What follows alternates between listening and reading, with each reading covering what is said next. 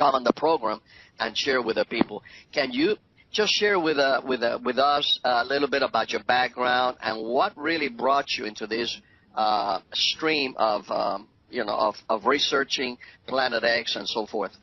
Well, my search, I read an article years ago, what's up to 4 times as large as Jupiter is so controversial that many astronomers don't know much about it, and is the most high-concept conspiracy theory in existence. And, of course, that was an article about Planet X. So, with a personal background in investigative research, when I first heard of it, the concept interested me.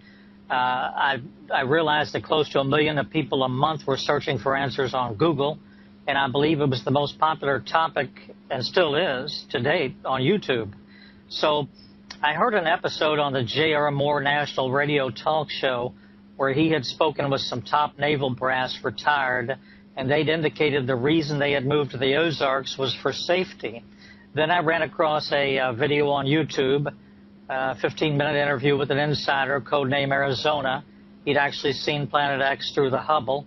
I believe the title of the video was The Red Devil Planet Revisited. I also noted some Russian TV news programs about Planet X. And the Russians, as you know, believe the object exists, is inbound, and they've built massive shelters, some of them up to 200,000 people on the side of a mountain in the Urals and throughout the country in preparation. And then you had the mysterious death, allegedly by fast-acting throat cancer, of Dr. Robert Harrington, the chief astronomer of the U.S. Naval Observatory, when he was right on the verge of going public. That all added fuel to the fire. So one of the topics in which I got some straight A's in university was astronomy. I found the subject captivating. I entered upon a several-year-long pursuit of knowledge, and after completing my research, I wrote a book entitled Planet X, the 2017 Arrival by David Mead. And it discusses, of course, how Planet X will potentially cause extreme destruction. And the question is, to what extent and how soon is this object headed to the Earth? Now, Dr. Harrington, the chief astronomer for the Naval Observatory, died before he could publicize the fact that Planet X is approaching our solar system. So I feel his death is part of a cover-up. My father-in-law, in fact, or not my father-in-law, but my stepfather, rather, took the JFK autopsy photos, and I lived outside Washington for quite a while, and I worked at the Pentagon, so I pretty much know how things operate up there, and I think it's best always to stay under the radar, so to speak, and keep your beliefs to yourself. What does the Bible say? A fool utters all his mind. And the Bible also, I think, even says something like, if any man is ignorant, let him remain ignorant. So in terms of the type of people I used to work with, as far as they knew, I never knew anything, and I don't know anything. But I do have a tremendous amount of archival material, proprietary photos, proprietary videos, and so forth that I've accumulated on Planet X. I believe you could take a trial lawyer and you could go into court and you could prove beyond a reasonable doubt that it exists based on 3 things: historical records, number 2, modern observations, number 3, Bible prophecy. You mentioned Revelation chapter 6 and verses 12 to 17 probably, the 6th seal, and Revelation, the first 4 verses of Revelation chapter 12. The wormwood is Planet X, as you said, and the red dragon of Revelation 12 is also Planet X. So there you have it from the highest authority. The Apostle John wrote on the Isle of Patmos is personally dictated by Jesus Christ himself. So you don't get any higher authority than that, and I believe Jesus said, my words, not one jot or tittle will pass away.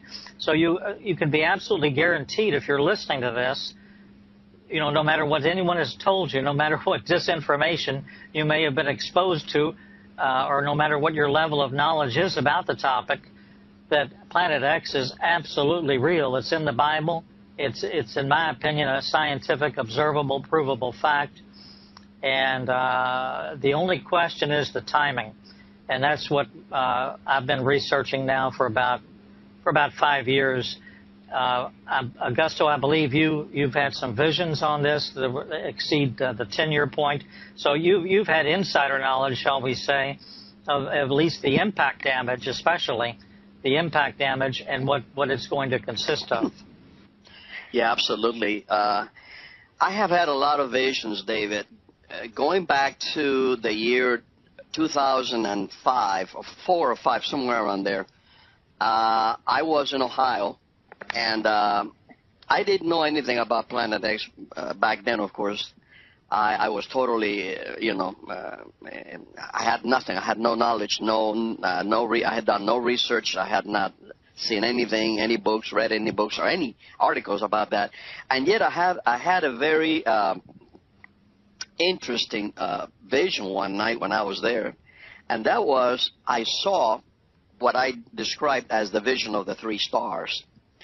And I saw these 3 stars in the heavens, and they were kind of just dancing around there in the heavenlies. And out of the blue, they just started writing as if they were using the heavens as a blackboard. And they started writing in a very strange tongue, which I don't know what tongue it was.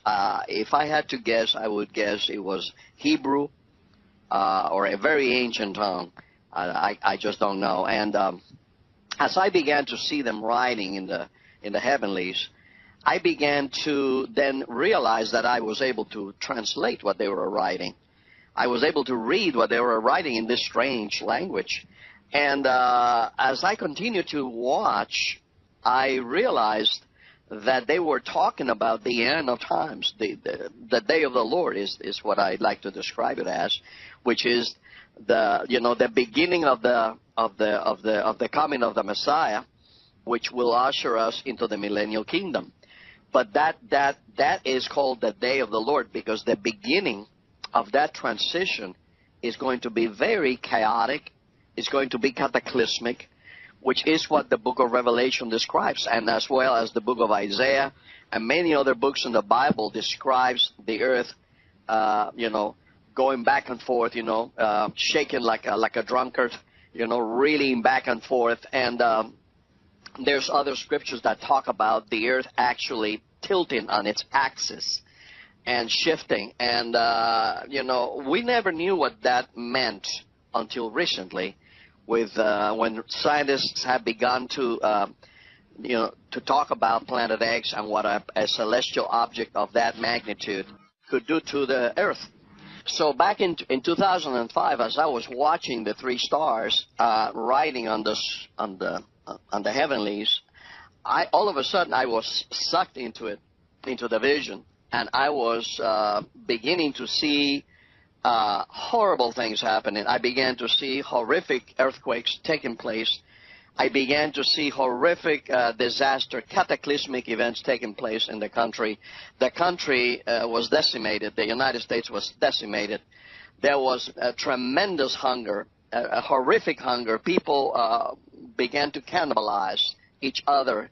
It was horrific, the things that I saw, tremendous persecution. I began to see the mark of the beast. I began to see the end times. It was the tribulation. I saw the tribulation. And the thing that I will never be able to get out of my mind is not those events as much as the pain, because I could not only see, I could not only hear, but I could also feel what the people were feeling, and I could feel their pain, and their pain was horrific. I could hear their screams and their pain, and it's something that I will never be able to forget. And so I saw these things back in 2004 or 5, somewhere around there, and I never figured out what that all meant, David, until I began to learn more about Planet X. Then I had other visions. The visions continued to come. I began to see this large object, which looked like a moon. It began to appear in many of my dreams, and I didn't know what that was. I began to have many other experiences like that. I began to see the red, sun, the brown dwarf. I saw that as well in the distance. I had many experiences like that until recently, when I am beginning to see these things way closer. Now I see them way closer, much bigger, And I believe that that these things are upon us, and there is an urgency in my heart to tell the people, to warn the people, because I know there's other people out there and they talk about it, but it seems like they are not really putting the emphasis that this topic deserves, because this is going to be a game changer. This is going to change the lives on this planet like we have never seen it. This is going to be way worse than a world war.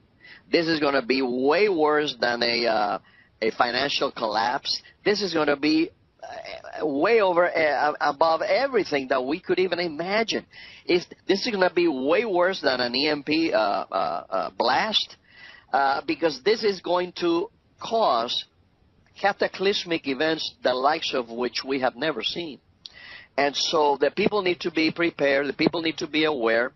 People need to be prepared, first of all, spiritually, of course, because if they don't know Jesus Christ, then they're lost. There's going to be a lot of people's lives that are going to be lost, David. I saw massive amount of loss of life. And we know, you know as well as I do, that the whole East Coast, the West Coast, all the Gulf, all that area there, and in many parts of the world, I would say, 80-90% of the population of the world lives close to the coast, so and close to the bodies of water. And so when this event happens, it's going to be horrific. And so people need to know. People need to know. They need to be prepared. They need to be saved. They need to be made aware of this thing and how close it is. And so I just want to give you the opportunity, David, to share and continue sharing some of these things that you see coming and you have researched. I know that you sent me a very, very interesting material, Microsoft Excel, regarding the dates. And we'll talk about that later. We don't have to get into that. But this goes along with what I was sharing about the woman clothed with the sun. And, this year also happens to be a very important year. I don't know if you follow that, but this is the year of Jubilees. And this is not just any Jubilee. This is the 70th Jubilee since Joshua entered into the Promised Land. And this is also the 40th Jubilee since the coming of Messiah, Jesus Christ. So, and of course, and now you're saying that something of incredible importance will be happening within a year from this coming fall feasts. So go ahead, David, and continue to share on this very interesting subject. Sure, Augusto. Of course, I agree with absolutely everything you've said. You've said it very eloquently, and in fact, you've done a very good 500-word synopsis of the whole tape for people that are not able to listen to all of it, but I hope they are, because you've touched on every key point. And one key point you've touched on is that the spiritual dimension is so important. Jesus himself said in Matthew 24, the end-time discussion and so forth with the disciples, he said, your faith is going to save you. And so this is mostly a spiritual battle. These people that are left behind in the Great Tribulation, and I assume we're talking, when all of these events are happening, I believe at that point, at various points, we are somewhere within that 42-month, 3.5-year Great Tribulation period marked in the book of Revelation, where the New World Order system arises and the mark of the beast, which is basically, I believe, going to be sponsored by the United States. I have a friend out in California who has actually worked in the military in some of the underground facilities in Colorado, and there's more underground facilities in Colorado than any state, and there's hundreds and hundreds of arrays of crazed supercomputers and so forth. The New World Order system, I believe, will begin and will be initiated right here from within the United States, unfortunately. And so it's probably, in a way, if a person has missed the rapture, it's the most dangerous country to be in. You might make a better living on in Fiji or somewhere else or South Africa, Trump admires him, and he seems to admire Trump. I don't want to talk about politics, but Putin is a very interesting character, and I believe in Daniel chapter 11, he may be referred to as the King of the North. And I believe in Daniel 11, it says that the King of the North will fight with the King of the South during the Great Tribulation. Well, who is the King of the South? That's one topic I don't want to get into right now or during this conversation because of its tremendous implications. But I believe we may innately and instinctively know who that person may be. And that the King of the South refers to someone, in my opinion, using Jerusalem as a base for geography, who was born south of there, perhaps in Africa, perhaps in Hawaii, anywhere south of Jerusalem. So you've got the King of the North and the King of the South fighting during this Great Tribulation period, and I believe some of the visions you've had probably indicate some limited nuclear exchanges and so on and so forth that other people, even George Washington himself, had visions of. And Dmitry Duduman, he has had the same type of visions. Russia will attack America at some point, and it could be related to what happens in the Middle East. I know Putin has threatened to attack the United States if we in any way assist Israel in attacking Iran. And there's no telling what type of 22nd century generation devices that Russia has on loan with Iran. It could be a very dangerous country to attack. But, of course, the Bible states that they're going to get into it sometime during that Great Tribulation. And that's if you look at a risk matrix, that's probably one of the highest flashpoints for danger to the United States and Great Britain. But in any case, here's what the other videos are missing on Planet X. 95% of them are missing the spiritual aspect. And if you don't hit the spiritual aspect, you're really going to miss the whole picture. And there is a certain amount of physical preparation and mental preparation you need to do. We're not going to live out our lives as a normal generation, this generation. If you look at Israel, the November 1947 vote to move it back as a nation in the United Nations, well, that's all up in 2017. That's 70 years. If you look in the book of Daniel, 70 was a constant theme. Of course, you know this. It was a constant theme of the book of Daniel, which ties in with Revelation. And, in fact, it is, I believe, the length of a generation that Jesus referred to that said, when you see all these things come to pass.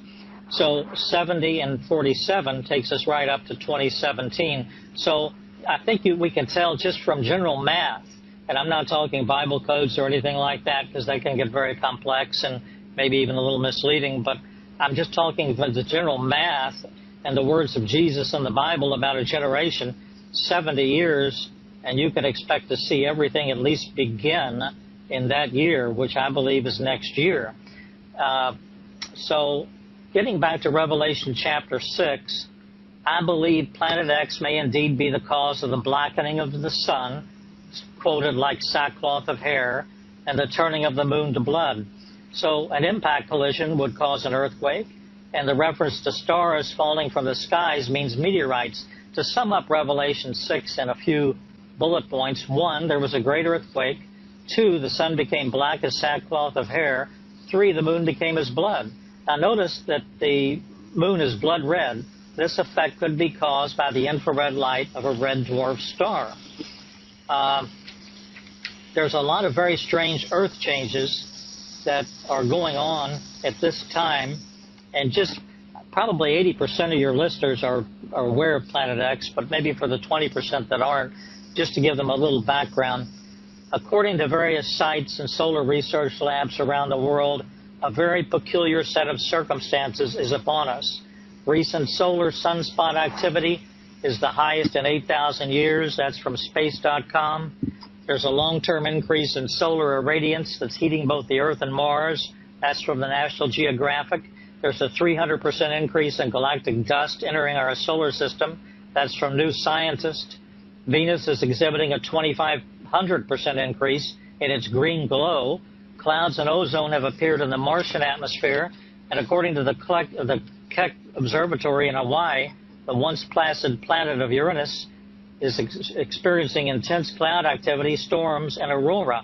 That's per the National Geographic.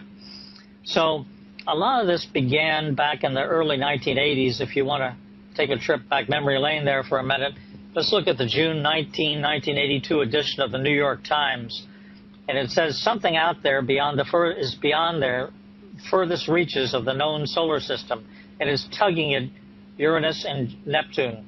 A gravitational force keeps perturbing the two giant planets, causing irregularities in their orbits. This force suggests a presence far away and unseen, a large object, the long-sought Planet X. Astronomers are so certain of this planet's existence, they've already named it Planet X, the 10th planet. Now, apparently this announcement, and this came out in 2 or 3 other papers as well, Washington Post, all in 1982, 83. But the announcement of this discovery was unintentional, since very shortly thereafterwards, no comment or disinformation has been the policy since. NASA's had a lot of time to make a public statement, but remember, they're under a gag order to the NSA, the National Security Agency. They've all signed non-disclosure agreements, just like my stepfather. He couldn't say anything about the Kennedy autopsy, and they can't say anything about their current scenario. But internal NASA studies since the 1983 region indicate, in my opinion, they're fully aware of a Planet X type of object coming in from the direction of the South Pole, south of the ecliptic. Amateur astronomers cannot track it, but under the right atmospheric conditions and locations, it has been observable by random chance. I've analyzed a couple of videos and photos in my book, Planet X, the 2017 Arrival, and they are quite real. Now, Dr. Harrington, the former head of the U.S. Naval Observatory, took an 8-inch telescope, 20-centimeter astrograph, to New Zealand in '91, and he'd been quoted by The Independent in 1990, and he says the most remarkable feature predicted for Planet X is that its orbit is tilted 30 degrees away from the ecliptic, which is the main plane of the solar system, where all previous searches have concentrated.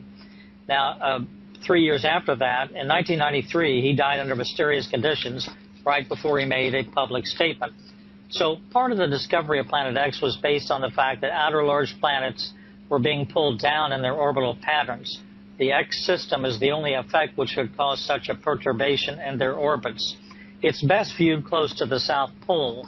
That's, of course, the reason for the South Pole telescope, an investment of billions of dollars. It was operational in March of 2007. Why not just rely on observations from a Chilean observatory? Well, that's the reason. So that's a little bit on the history of Planet X. If you want to talk a little bit about the evidence of Planet X for a few minutes. As you were sharing, I was listening, David, and in Revelation chapter 6, and let me just share this for the people out there that maybe have never heard about this, maybe are not familiar with the scriptures as it relates to this, this celestial object that is approaching. In Revelation 6, chapter 12, it says, "And I beheld, and he had opened the 6th seal, and lo, there was a great earthquake." Now, that word there, great earthquake, is pretty interesting, people, and you need to understand that the word there, great, is mega. That is actually the word used in the original Greek, is a mega earthquake. This is, I mean, we're not talking here about a 7.0 earthquake, or even an 8.0, or even a 9. 9 is is very large, and it was a 9.0 earthquake, the one that triggered the Japan tsunami a few years ago. And so, this is talking about a mega earthquake. Maybe we're talking, I don't know, maybe a 10.0, a 10-pointer, or maybe 11 or greater. And so this is a huge, a massive earthquake. And then he talks about that in verse 12, that the sun became black as a sackcloth of hair, and the moon became as blood. Like you explained, David, I totally agree with that. I believe this will be because of the effects of Planet X. I don't know exactly how, scientifically speaking, that will happen. I have heard some theories out there that could, basically sharing that this would cause the earth to, or the sun to, to turn black, complete the darkness. I have had a vision, by the way, of the coming darkness where everything turned dark. I mean, no light whatsoever. I'm not talking about just power, okay? The power outage. No, this was total absence of light. No stars, no moon, nothing, no light, nothing, zero. And so I don't know if you have written about that, David, or you researched about that, but if you have, I would maybe like you to shed some light on that. Also, the fact that when it says here in verse 13 that the stars of heaven fell onto the earth, even as a fig tree casts its unripe figs when it is shaken by a mighty wind. Of course, that it's talking about the meteors that are going to start falling upon the earth. Of course, this object, or actually, if we can call it this mini solar system, is dragging huge amounts of debris in its tail, and also is pushing it in front of it. So we see that large amounts of debris are being pushed by this object, and then behind it is being dragged. And also, so this is going to cause a massive amount of meteors, meteorites, asteroids falling upon the earth. And then it says in verse 14 that the heavens departed as a scroll when it is rolled together. And every mountain and island were moved out of their places. Now, I have heard a couple of theories here, David, and I would like to also get your input on this. Of course, this has everything to do with the pole shift, but it also could have something to do with the magnetosphere. When the magnetosphere collapses, the effect of it on what we are going to see from down here on planet Earth, it could be something very similar to that, as like a scroll rolling together. And so, and then it goes on in verse 15 to talk about everybody, the presidents, the kings of the earth, and the great men and the generals, and the mighty men, hiding themselves in the dens and in the rocks of the mountains. Now, people, you need to understand, this was written way back whenever this book was written. That was maybe 95, I think it was 94, 95, 96 AD, somewhere around there. And it may vary. Some people say it was in different dates, but around that time when John the Revelator, the Apostle John, wrote this book. And back then he didn't know, about underground, shelters. He didn't know about, DUMBs, DUMBs, deep underground military bunkers. He didn't know anything about this. And so right after that is the appearance of the Lord. And it says that they said to the mountains and to the rocks, fall on us, hide us from the face of him that sits on the throne and from the wrath of the Lamb. For the great day of his wrath has come, and who shall be able to stand? Now here, people, he's talking about the day of the Lord, the day of his wrath. Throughout the scriptures, whenever we read scriptures, it talks about the day of the Lord, and we also see it is also always related, the day of the Lord is always related to God's wrath, when God pours out his wrath upon the evil and the inhabitants of the earth. And this is where I believe, David, that God separates his people, the evil from the righteous. And I do believe that the righteous, the seed of God, the remnant, the elect, those that are saved, washed by his blood, will not be partakers of the wrath of the Lamb, of this part. We will partake, and we are partaking of the wrath of the devil, of the wrath of evil men on the earth, of diseases, wars, persecution. People are being beheaded right now as we speak.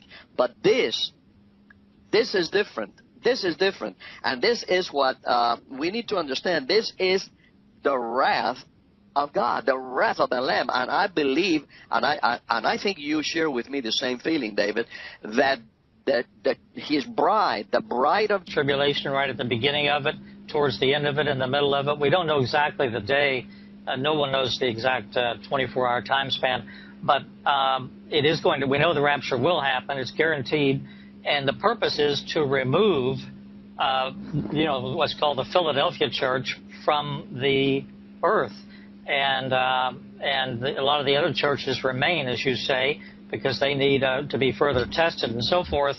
But and they sure will be during that 3.5 years or whatever portion of it they have to go through. Now, what you said earlier regarding what's going to create a lot of these situations is, I think part of it's what's called the kill shot scenario. In other words, we're talking here an X-60 solar flare leaping from the sun when Planet X approaches. The coronal mass ejection heads straight towards the Earth. What will happen? How much warning will we have? And this type of event may be our first overt sign of the nearness of the approach of X. A CME is a slow-moving cloud of charged particles. It's accompanied by an X-ray burst. Both have devastating effects. The X-ray burst will travel at the speed of light, and will reach the Earth's surface in 8 minutes. And when these X-rays hit, they will affect all Earth-orbiting satellites that are in line of sight. So you'll have GPS communications going down and communication satellites going down. This would be a first warning and an obvious signal to the group of people who happen to be watching. And then the second would be 3 to 4 days later, the CME, and that would cause transformers, which operate with copper wiring, to heat up and overload, and as design capacity is overloaded, of course, they burn up. And here's a real interesting question, almost a cosmic joke. What happens to the 440 nuclear power reactors? Well, most reactors require electricity to operate in the cooling systems, and huge levels of radioactive fuel, of course, are on site. Cooling on a continuous basis is the only way to prevent a meltdown. So you've got a smaller level, I would call it an apocalyptic scenario here, that's almost guaranteed, because if the reactor cores are not continuously cooled, you'll have a reactor core meltdown and fires in storage ponds for, spent fuel rods. That's the imminent result. So in other words, with a widespread grid collapse, in just hours after the backup, generators fail or run short of fuel, the reactor cores melt down. Then within a couple of days without electricity, the water bath over the spent fuel rods boils away and the stored fuel rods melt down and burn. Now, keep this in mind, transformers are made to order. They're custom designed. They weigh about 300 tons. They cost more than $1 million. And there's a 3-year waiting list for a single transformer due to recent demand from China and India. So you can begin to grasp the implications of widespread transformer losses. Now, the Nuclear Regulatory Commission does have a week's supply of backup generator fuel at each reactor site. So the public will have 1 week to prepare for the meltdowns. And so that's something very, very interesting and on point. There's a fellow named Major Ed Dames who was part of a CIA Pentagon jointly sponsored project involving remote viewing. Now, personally, I don't agree with that, but it's pretty interesting. He stated that this project saw the end of days as being tied to a series of major solar flares over a 1-year period, and Earth was totally unprepared. And in a recent interview, he was asked whether Planet X or Nibiru may have been the cause, and he said he wasn't certain, but it was very probable. And one of his callers on the program made a very interesting observation. It was at the 11-minute, 50-second segment, and he raised a very interesting point. He stated he's with the military, and he ran across a document a few months ago, partly classified, partly unclassified, of a very large object moving through space towards the Earth. But the weird thing about it is that it's changing speed, it's changing vectors, every aspect on a daily basis, and they can't get a handle on it. So that raises the question, is Planet X under God's control? The military seems to know about it. Serious researchers know about it, and the world is drifting along. And the question is, are the listeners prepared? Amen.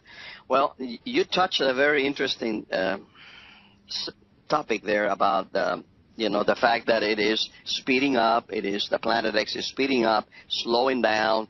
There have been people that have had different takes on that.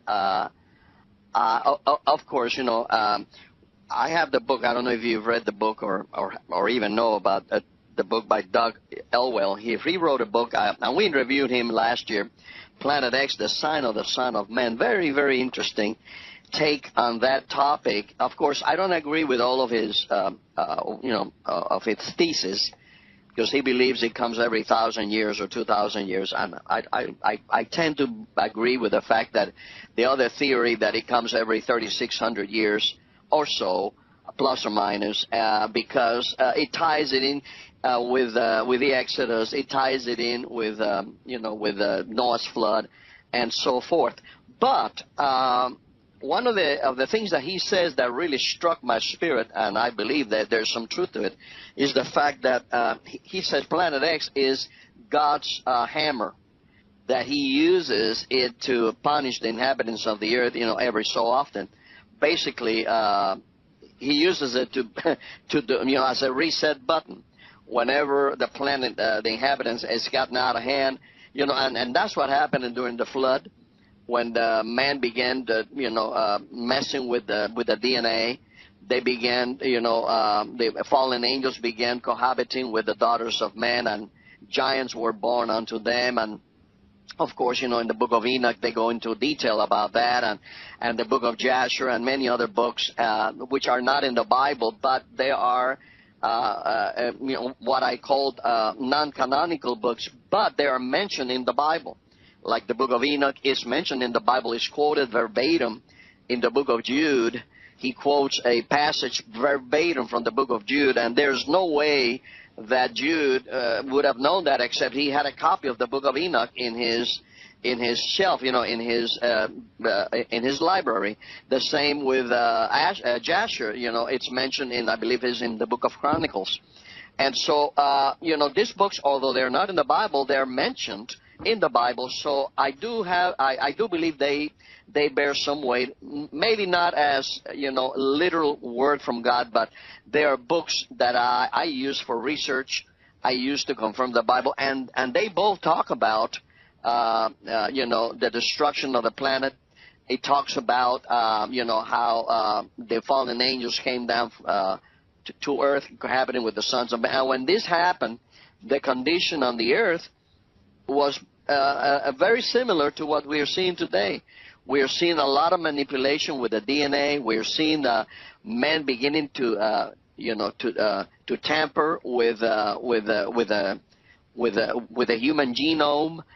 They're beginning to create life, hybrids, crossing animals and people, and this is a no-no in the eyes of the Lord. He just will not allow that. He will not allow his blueprint of creation to be destroyed, contaminated. So we see that happening now, as it was in the days of Noah, just like Scripture says. As it was in the days of Noah, so shall it be at the coming of the Son of Man. So we see that happening. And also during the Exodus, we saw similar things happen that we read about in the book of Revelation, like, the darkness, one of the plagues. We saw the water turn to blood in the river Nile, which, by the way, has already happened in recent times, in the last few years. The waters have turned like blood color in the Nile, and in other parts of the world, we are seeing massive amounts of plagues and all kinds of things. So we are seeing this repeated. And if we study the ancient manuscripts, we also see that during the Exodus, in the Egyptian manuscripts, we see that they saw an object in the sky that they, I believe they called it dome shape or dome shape, and so they call it also, the destroyer. And so we read this in the not in the Bible, but although in the Bible it says about the destroyer. And in the book of Exodus, it specifically says the destroyer passed that night when, all the firstborn were killed. So there's a lot of interesting passages of Scripture. But anyway, going back to what I was sharing about the Planet X slowing down that you mentioned, David, and then speeding up, I do believe it is under the control of the Lord. And then there's another theory, too, that it is also one of those planets could be inhabited by the Anunnaki, which maybe people believe in them, maybe they don't believe, but Let me just share this, and that is that the word Anunnaki, although it is not in the Bible exactly like that, the Bible does mention the Anakims, and it mentions the sons of Anak, the giant. And so the word Anakim, which is a kind of a close, it sounds similar to Anunnaki, Anakim, it sounds similar. I believe they are the same entities. The Anakims and the Anunnaki, those were the ones that were here when Moses when the Lord sent Moses and Joshua to conquer the Promised Land. They reported that there were giants on the land. They saw the giants there, the Anakims, and thus the Anunnaki. So that is another theory, David, that people can take it or leave it, but it is nevertheless another theory that one of these planets, at least one of them, it is inhabited by these kinds of beings. And so it is going to be a very interesting thing, because I do believe that this object, whenever it comes close to planet Earth, like it did during the Exodus, it caused tremendous upheavals and tremendous cataclysmic events. But I believe this time around it's going to be way worse than it was during the Exodus, and probably it's going to be a little closer or maybe even worse than it was when the great flood of Noah's day took place. Right. Well, I've heard of that gentleman's book, and that gentleman, I haven't read the book. I'm sure it's a good book. Now, you're right about increased activity, earth changes. Look at volcanic activity that's due to Nibiru as it approaches our solar system. Of course, it causes a shift in tectonic plates. Polar ice caps melt, and you've got increased temperature. The increased temperatures in the oceans and atmosphere are the primary cause, I believe, of polar ice caps melting. Al Gore's global warming, for comparison purposes, in the most recent 24 hours, there have been more than 100 earthquakes. But now, talking about volcanoes, the Volcano Discovery Site maps all current active volcanoes. And just in the last 24 hours, or the day before yesterday when I happened to look, there was one erupting in Europe in the Aeolian Islands of Italy. Of course, we know what happened. 6.2 happened there at the end of August and destroyed the entire city. But there were that was an earthquake, though, not a volcano. There were 3 volcanoes in Africa, 6 in Indonesia, 7 in Mexico, 6 in South America, 1 in Antarctica, 1 in Hawaii, 2 in the Pacific, 1 in Vanuatu, and 4 in the Ring of Fire, which is the Kuril Islands to the Philippines. So that's a total of 32 active, and another 36 are listed with an eruption warning, or in other words, current activity. So that totals 68 volcanoes right now active or about to erupt. One of the most dangerous is not Yellowstone, even though that has some elements of danger to it, but one is the Long Valley caldera in California. And for your listeners, of course, a caldera is a cauldron-like volcanic feature on large central volcanoes. And it can be several kilometers in diameter, formed when a magma chamber was emptied. And the depression then originates in a very large explosive eruption. And that's one of the most, it's very active. And it could probably destroy California from San Francisco south all the way to San Diego, plus some neighboring states, if it erupts. And when it erupts, when Planet X comes in our vicinity.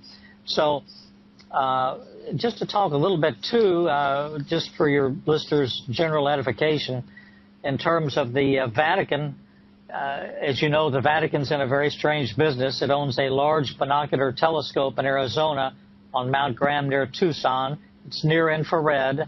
The cover story is they're looking for extrasolar planets, advanced alien intelligence, and so forth.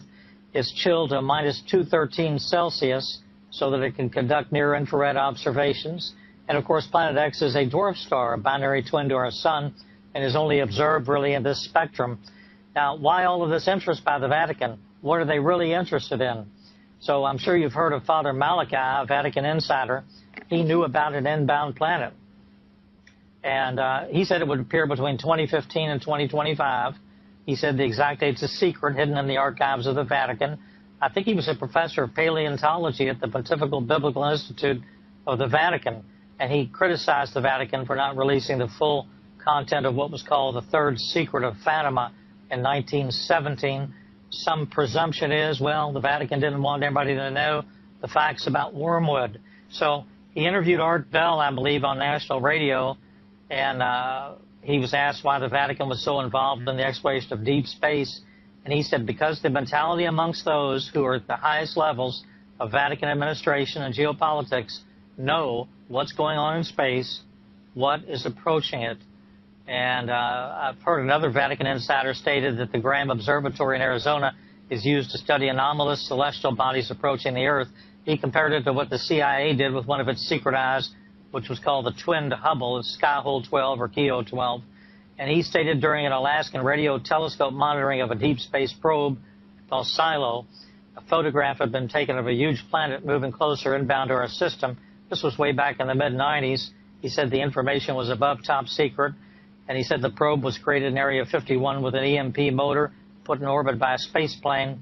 And its purpose was to approach Planet X and transmit information back to the radio telescope. So you've got the Vatican. They've got a secret intelligence agency named the SIV, and this stands for Information Service of the Vatican in English. And the fact is that the Vatican's telescope and its twin are the focus points of the LBT's two giant 28-foot diameter telescope mirrors, each one cooled to minus 351 Fahrenheit, in order to observe something in the near-infrared wavelength range. So this is very serious. You know, the Vatican is aware. Amen. Yeah, absolutely. The Vatican is aware, and not only are they aware of it, I believe, David, they are a part of what's going to happen. I do believe that they play an integral part of the coming new world order system. It is no coincidence that there is a huge obelisk standing right there in front of the St. Peter's Cathedral there in Rome, just like there's one right here in front of the U.S. Capitol, with a reflective pool, which is totally Masonic and totally occultic. These things are definitely symbols and powerful symbols of the magic that these people do, and they believe in, and so I do see the Vatican intricately connected. I believe the Vatican is the mystery Babylon, although there's people that may disagree with that, and they think that the mystery Babylon is the U.S. I don't agree with that. I believe that the U.S. may be a part of that world Babylonish system. And but in the Bible, always mystery Babylon, the woman is always shared and always symbolized as a type of the bride of Christ or a prostitute. And so whenever we read the Bible and we see a woman being shown in a dream or a vision or any such thing like that, or a parable, it always has to do with a type of the bride of Jesus Christ, a bride of the Lamb, or a harlot. And that is why, and that's exactly what the Bible calls it in Revelation, in Revelation 17, I believe it is, Babylon the harlot, the mother of harlots. Okay, so we know the Catholic Church is not just the harlot; it is the mother of harlots. There's a lot of other churches that also are committing fornication with the kings of the earth. But I do believe that the Pope is going to be very, very connected to everything that is going to happen soon. They're already preparing the way for the coming of extraterrestrials, saying that they may, first saying that they're going to baptize them, and then saying, no, they should baptize us. Comments like that, because they're supposed to be superior beings. And, of course, these things tell us that they are going to be a big part of this, coming world government, where these entities, the Anunnaki, these fallen angels, are going to rule together with mankind on the earth, with these people, and that's what I believe that they believe with all their hearts that they're going to be, right at the top of the pyramid. In the government, ruling with these fallen angels and Anunnaki and what have you. And so there is all kinds of things going on. But going back to what you were sharing, David, and we're going to take a break in a few moments here. But there's something here about that I want you to share about the 7 stars and the return of Planet X. And, there's a lot here that people, really not many people talk about. Some people allude to it and mention it, but they don't talk about. I think it was back in 2010, 2011, I began to realize, I got that revelation that this woman that was dressed with with the glory of the sun, with the brightness of the sun, and with the 12 stars on her head and the moon under her feet, and then the dragon. I just knew in my spirit that this was not what people and theologians were saying it was. I knew there was something deeper here.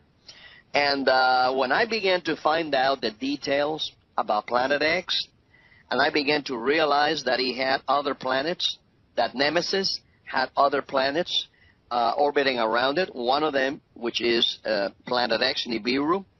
There are others like Helion, and it has a little moon around it, which is called Harrington.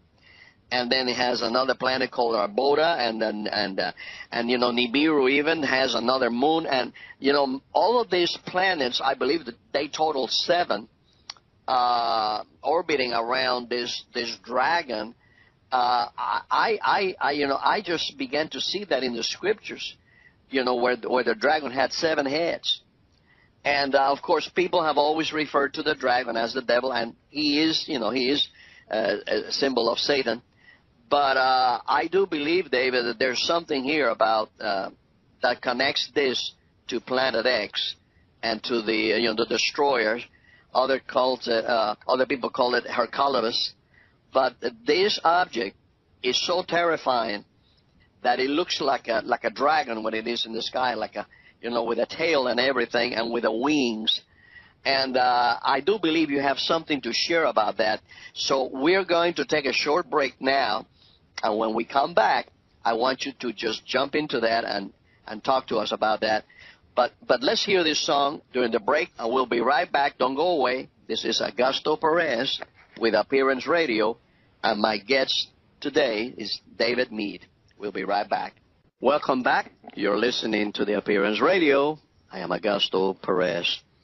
And today we're interviewing David Meade. And he's been sharing some interesting things. He has a book out on dealing with Planet X and what is up ahead in the year 2017 and beyond. So we'll be sharing his contact information at the end of the program. But David, why don't you take some time at this time and share with the people the research, what you found out about this approaching object. As we were doing the break, I was just thinking about some of these things and the scripture and how throughout the scripture also, it refers to Jesus Christ and connects him to the bright and the morning star and also the day star and it so many scriptures like in Revelation chapter 22. Verse 16, where it talks about the bright and the morning star. In Revelation chapter 2, also verse 26 and 28, it talks about, when to him that overcomes, he says, I will give him the morning star. And so many scriptures in 2 Peter chapter 1, verse 19, it talks about, it says, we have a more sure word of prophecy to which you do well that you take heed as unto a light that shines in a dark place until the day dawn and the day star arise in your heart. So we see a lot of this mentioned in scriptures, David, about Jesus Christ, the bright and morning star, the day star.